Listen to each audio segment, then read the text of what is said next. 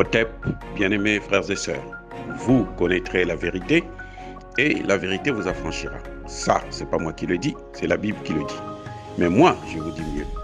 Vous connaîtrez la vérité historique, notamment celle de vos ancêtres kémites, et vous aurez une vision globale de ce que c'est que la vraie souveraineté politique. J'ajoute, vous reviendrez à la spiritualité africaine ancestrale et vous comprendrez les enjeux de l'indépendance économique. Et pour terminer, vous accepterez votre identité culturelle kémite et vous obtiendrez deux choses. La première, c'est la paix. La seconde, c'est le développement, à une condition. L'unité de toute l'Afrique noire, l'unité de tous les Noirs du monde entier.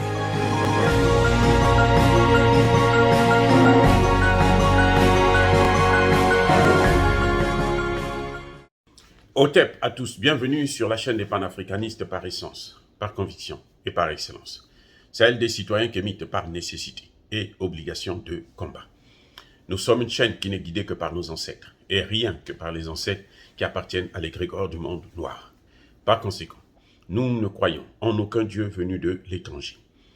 Toutefois, cette vidéo n'est aucunement destinée à inciter ni à la haine, ni à la violence, car nous menons un combat qui est d'abord et avant tout spirituel, ensuite il est politique, géopolitique et géostratégique. Contre l'impérialisme, le colonialisme, le néocolonialisme et l'endocolonat. Sur la base du principe fondamental que nous avons hérité de nos ancêtres kémites, qui est celui de la Mahat, c'est-à-dire vérité et justice. Vous êtes donc en droit de connaître la vérité et nous avons l'obligation de vous dire la vérité et rien que la vérité, afin que justice soit rendue au continent africain. Et ça, c'est notre modeste contribution dans cette noble lutte en faveur de la souveraineté, la dignité et l'unité africaine. Ça, c'est ce qu'on appelle le panafricanisme. Bien-aimés frères et sœurs, aujourd'hui nous allons vous parler de la différence entre les accords d'Alger et les accords de Minsk.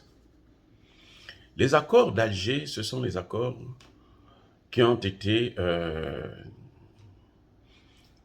obtenus, réalisés, négociés entre le Mali et les rebelles du Nord Mali. Ils portent le nom de Alger parce que ces accords avaient été négociés en Algérie.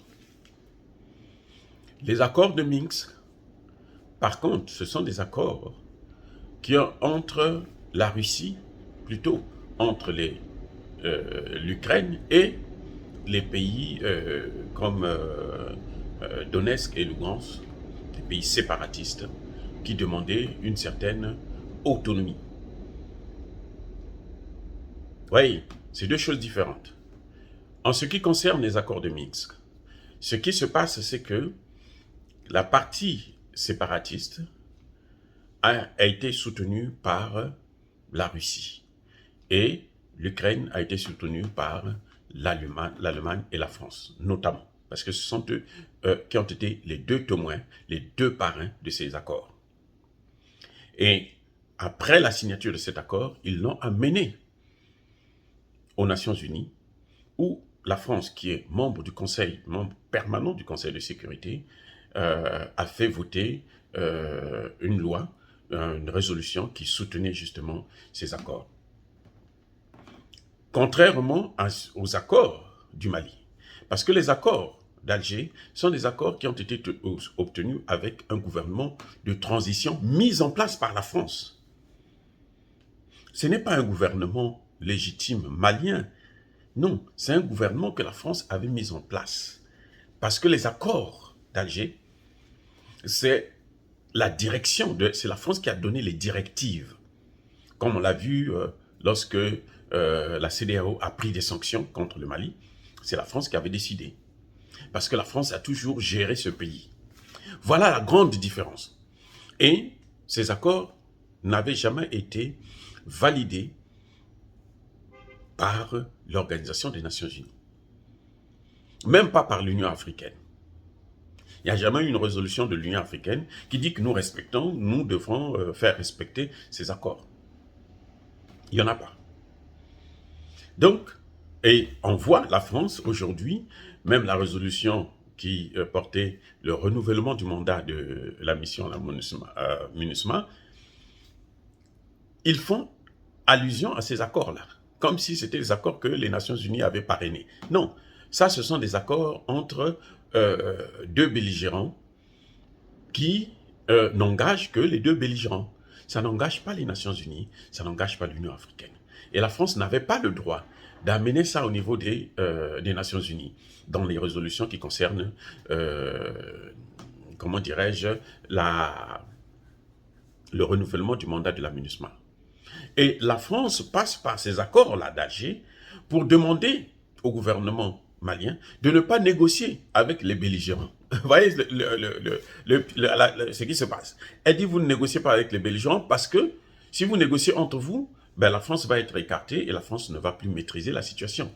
Donc, pour maîtriser la situation et maintenir le chaos, ce que la France fait, c'est que elle demande à ce que ces deux parties puissent être séparées et qu'elles puissent être toujours au centre et elle guide l'avancée de la situation malienne.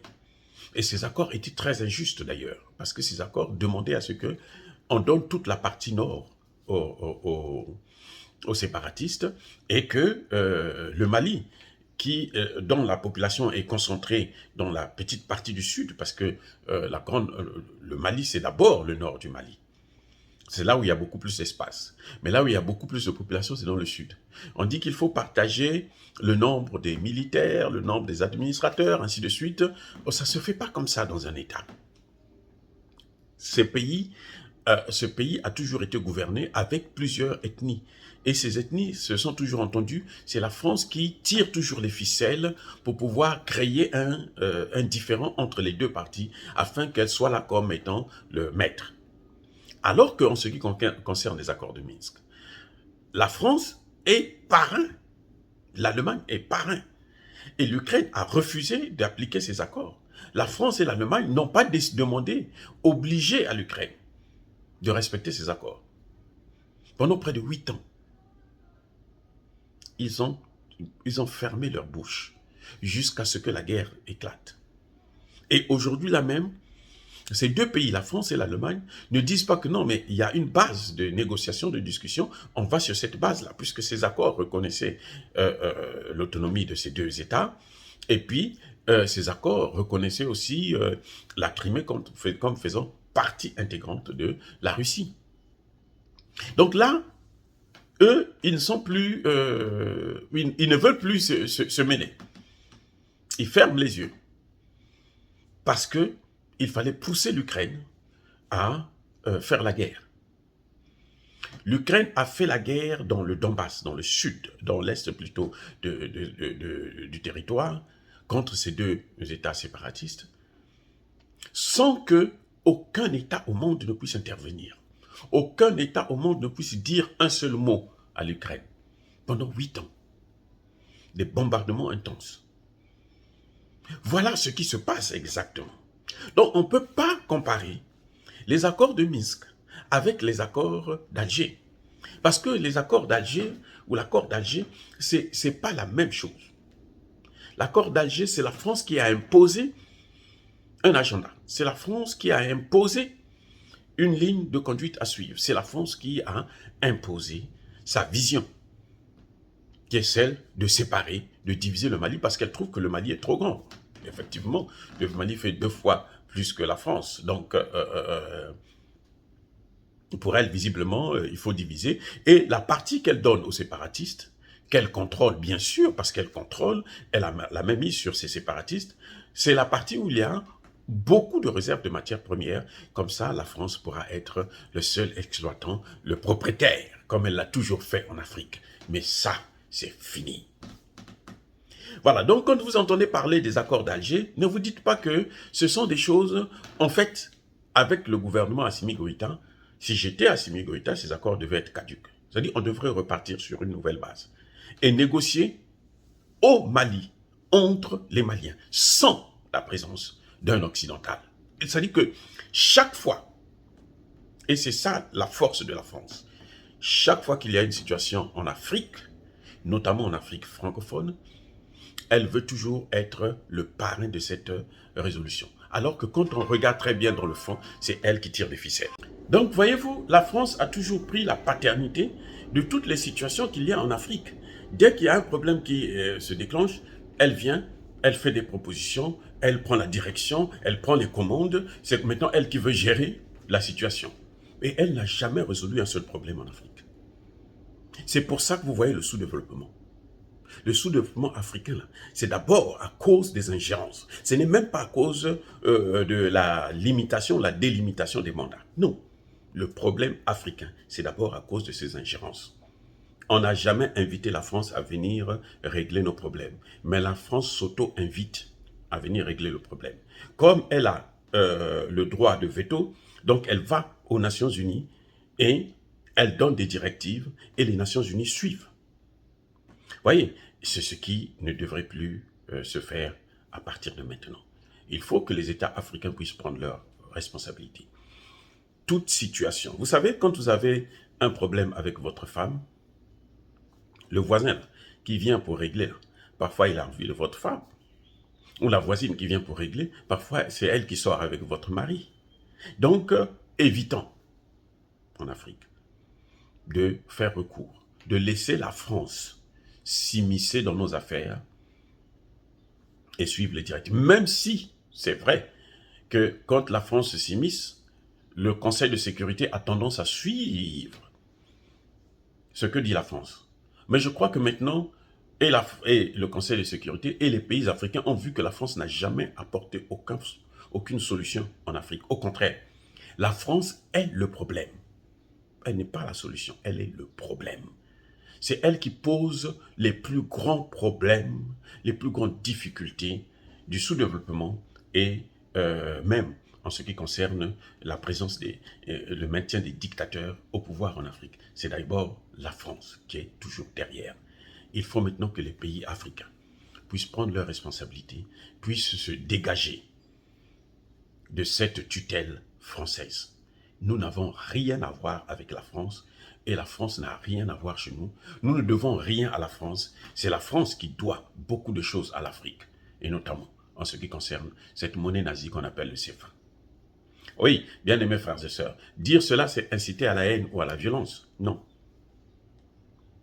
Si la France a des choses à faire, elle n'avait qu'à respecter ou faire respecter les accords de Minsk, les faire appliquer, au lieu de venir donner des injonctions au gouvernement malien.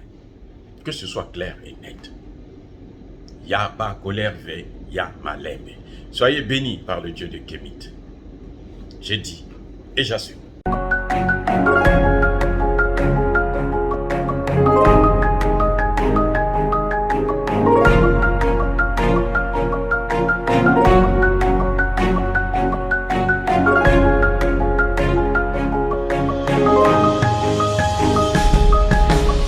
Eux, ils marchent par la foi et non par la vue. Mais moi, je vous conseille vivement de marcher par la connaissance scientifique et historique, notamment celle de nos ancêtres kémites, par les 5 sens et par l'intelligence. Otep, vive l'Afrique éternelle et que Dieu vous bénisse. Abou Apia.